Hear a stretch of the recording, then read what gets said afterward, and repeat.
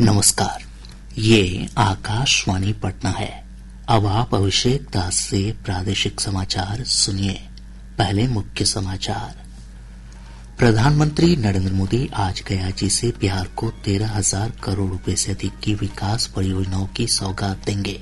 श्री मोदी गंगा नदी पर बने औंटा सिमरिया 6 लेन पुल का उद्घाटन करेंगे। बिहार में जारी मतदाता सूची के विशेष गहन पुनरीक्षण SIR को चुनौती देने वाली याचिकाओं पर आज सुप्रीम कोर्ट में होगी सुनवाई। सहकारिता विभाग ने मधुबनी, दरभंगा, सहरसा, सुपौल, पूर्णिया और कटिहार जिले में मखाना उत्पादक सहकारी समितियों के गठन और निबंधन को मंजूरी दी। और मौसम विभाग ने आज पटना, नालंदा, समस्तीपुर, मुंगेर, कैमूर, खगड़िया, रोहतास और जमुई जिले में कुछ स्थानों पर भारी बारिश की चेतावनी जारी की। अब समाचार विस्तार से। प्रधानमंत्री नरेंद्र मोदी आज गयाजी से बिहार को 13,000 करोड़ रुपए से अधिक की विकास परियोजनाओं की सौगात देंगे। श्री मोदी ऊर्जा, परिवहन, स्वास्थ्य और शहरी विकास से जुड़ी विभिन्न परियोजनाओं का शिलान्यास और लोकार्पण करेंगे। प्रधानमंत्री बोधगया स्थित मगध विश्वविद्यालय मैदान में एक जनसभा को भी संबोधित करेंगे। हमारे संवाददाता ने बताया कि प्रधानमंत्री वीडियो कॉन्फ्रेंस के माध्यम से मोकामा के औंटा और बेगूसराय के सिमरिया के बीच गंगा नदी पर नवनिर्मित 6 लेन पुल का उद्घाटन करेंगे। प्रधानमंत्री नरेंद्र मोदी आज बोधगया से वीडियो कॉन्फ्रेंस के जरिए जिन परियोजनाओं का लोकार्पण और शिलान्यास करेंगे, उनसे बिहार में आर्थिक गतिविधियों, बुनियादी ढांचा को बढ़ावा मिलेगा और पर्यटन को मजबूती मिलने की संभावना है। 6 लेन वाले गंगा नदी मोकामा सिमरिया पुल के बनने से बरौनी रिफाइनरी और आसपास के क्षेत्र में कृषि आधारित तथा अन्य औद्योगिक विकास को तेजी मिलेगी। इस पुल ने उत्तर बिहार से दक्षिण बिहार के बीच आवाजाही सुगम कर दी है। बोधगया में कार्यक्रम को संबोधित करने के बाद प्रधानमंत्री इस मेगा ब्रिज का अवलोकन करने सिमरिया भी जाएंगे। स्थानीय लोगों ने पुल का नाम राष्ट्रकवि रामधारी सिंह दिनकर के नाम पर रखने का आग्रह सरकार से किया है, जिनका जन्म इस क्षेत्र में हुआ था। राज्य में कैंसर के मामलों में बढ़ोतरी के मद्देनजर मुजफ्फरपुर में नवनिर्मित भाभा कैंसर रिसर्च संस्थान लोगों को बेहतर इलाज की सुविधा उपलब्ध कराने में मदद देगा। श्री मोदी प्रधानमंत्री आवास योजना के तहत 16,000 से अधिक लाभार्थियों का गृह प्रवेश भी कराएंगे। धर्मेंद्र कुमार राय, आकाशवाणी समाचार, बोधगया। इसके अलावा प्रधानमंत्री लगभग 1,900 करोड़ रुपए की लागत से निर्मित राष्ट्रीय राजमार्ग संख्या 31 के 4 लेन वाले बख्तियारपुर मोकामा खंड का भी उद्घाटन करेंगे।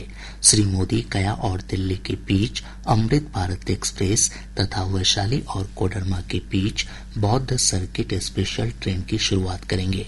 प्रधानमंत्री 660 मेगावाट क्षमता वाले बक्सर थर्मल पावर प्लांट का उद्घाटन करेंगे। इसका निर्माण 6,880 करोड़ रुपए की लागत से किया गया है। श्री मोदी अविरल गंगा के लिए नमामि गंगे कार्यक्रम के तहत मुंगेर में सीवरेज ट्रीटमेंट प्लांट STP और सीवरेज नेटवर्क का उद्घाटन करेंगे, जिसे 520 करोड़ रुपए से अधिक की लागत से बनाया गया है। अमृत योजना के दूसरे चरण के तहत प्रधानमंत्री औरंगाबाद, बोधगया और जहानाबाद में जलापूर्ति परियोजनाओं की आधारशिला रखेंगे। ये परियोजनाएं स्वच्छ पेयजल, आधुनिक सीवरेज प्रणाली और बेहतर स्वच्छता सुविधाएं प्रदान करेंगी। इसके साथ ही प्रधानमंत्री कई शहरी बुनियादी ढांचा परियोजनाओं का भी शिलान्यास करेंगे। प्रधानमंत्री नरेंद्र मोदी ने कहा है कि संसद द्वारा पारित ऑनलाइन गेमिंग संवर्धन और विनियमन विधेयक 2025 भारत को गेमिंग नवाचार और रचनात्मक सृजनशीलता का केंद्र बनाने की उनकी सरकार की प्रतिबद्धता को दर्शाता है। श्री मोदी ने सोशल मीडिया पोस्ट में कहा कि यह विधेयक समाज को ऑनलाइन मनी गेम्स के दुष्प्रभावों से भी बचाएगा। उन्होंने कहा कि सरकार स्पोर्ट्स और ऑनलाइन सोशल गेम्स को बढ़ावा देगी। बिहार में जारी मतदाता सूची के विशेषकरण पुनरीक्षण SIR को चुनौती देने वाली याचिकाओं पर आज सुप्रीम कोर्ट में सुनवाई होगी। कल निर्वाचन आयोग ने न्यायालय में स्टेटस रिपोर्ट दाखिल की। इसमें कहा गया है कि न्यायालय के अंतरिम आदेश के आलोक में 65 लाख से अधिक उन मतदाताओं की सूची सार्वजनिक कर दी गई है जिनका नाम प्रारूप सूची में नहीं है। साथ ही उन सभी के नाम काटने के कारण भी बताए गए हैं। आयोग ने कहा कि इस सूची को सभी जिला निर्वाचन अधिकारियों की वेबसाइट पर अपलोड किया जा चुका है। यह सूची पंचायत भवनों, प्रखंड कार्यालयों और पंचायत कार्यालयों में भी प्रदर्शित की गई है।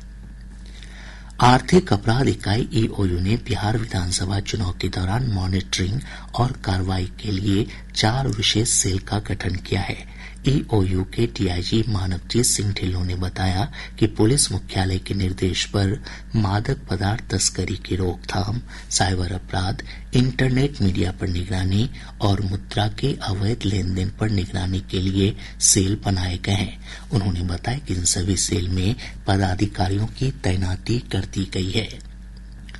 सहकारिता विभाग ने मखाना उत्पादक सहकारी समितियों के गठन और निबंधन को मंजूरी दे दी है।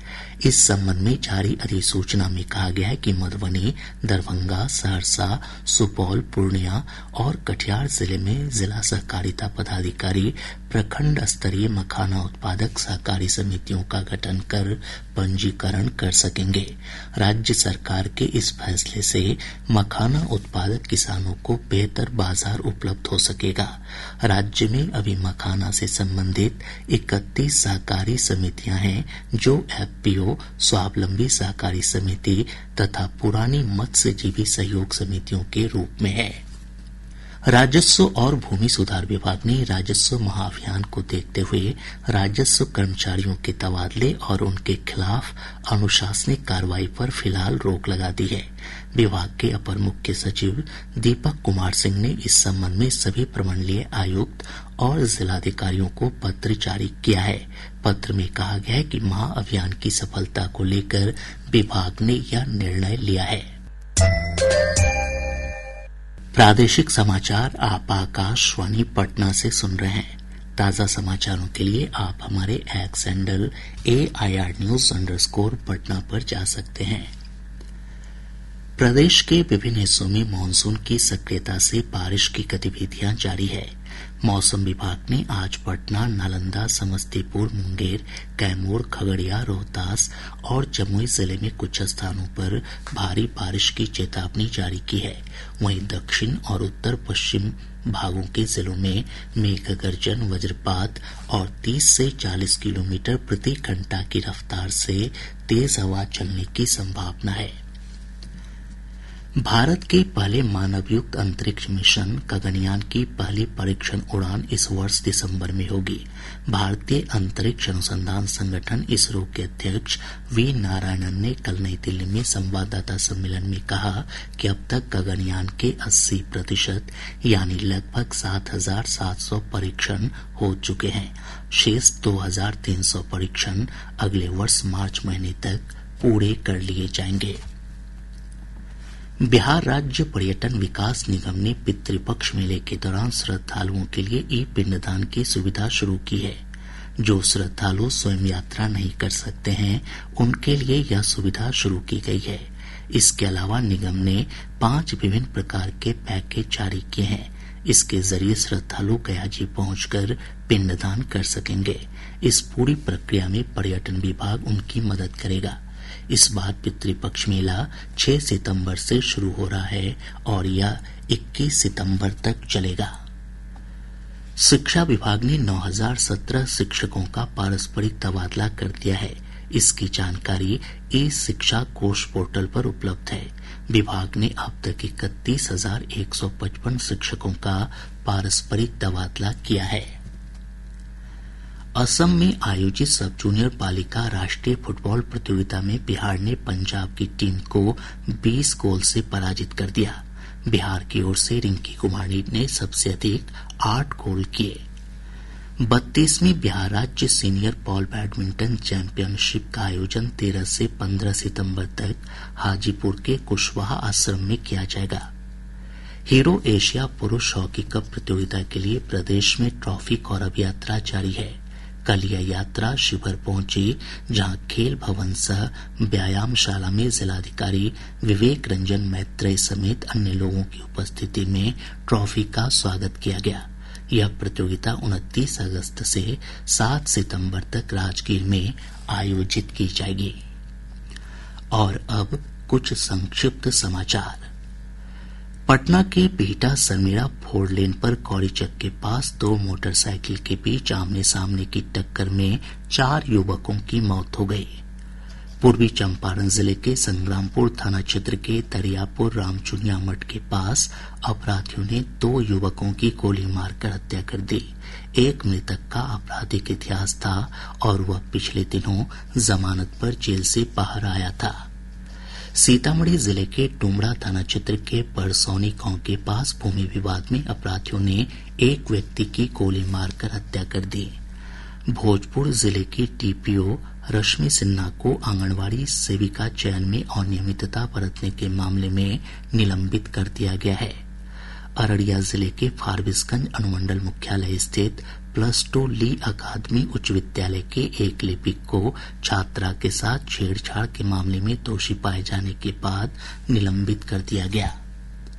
पश्चिम चंपारण जिले के रामनगर थाना क्षेत्र से पुलिस ने सब्जी के बोरे में शराब ले जा रहे 2 तस्करों को गिरफ्तार किया है। पूर्वी चंपारण जिले के ललुआ गांव में 4 वर्ष पहले हुए दोहरे हत्याकांड मामले में पुलिस ने 2 इनामी अपराधियों को पंजाब के लुधियाना से गिरफ्तार किया है।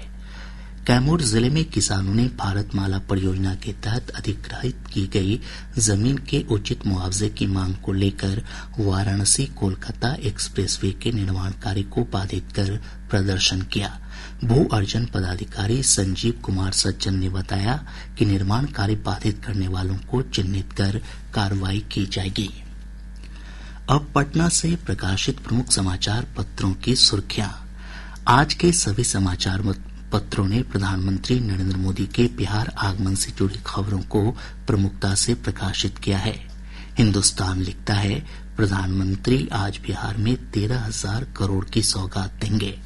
दैनिक जागरण की सुर्खी है, जीएसटी की अब 2 स्लैब प्रणाली। उप मुख्यमंत्री सम्राट चौधरी के नेतृत्व वाली जीएमओ के समक्ष प्रस्तुत किया गया प्रस्ताव। प्रभात खबर लिखता है, हाजीपुर समेत बिहार की 6 जगहों पर एनआईए की रेड। दैनिक भास्कर ने लिखा है, खेल विभाग में 824 पदों पर बहाली होगी, जिसमें खेल सेवा संवर्ग के 33 अफसर भी। राष्ट्रीय सहारा लिखता है, अमेरिकी टैरिफ के खिलाफ भारत के साथ चीन। आज अखबार की सुर्खी है, सीएम ने मुस्लिम समाज से की बातचीत, दिया भरोसा, कोई भी दिक्कत हो तो तुरंत समाधान करेंगे। और अब अंत में मुख्य समाचार एक बार फिर।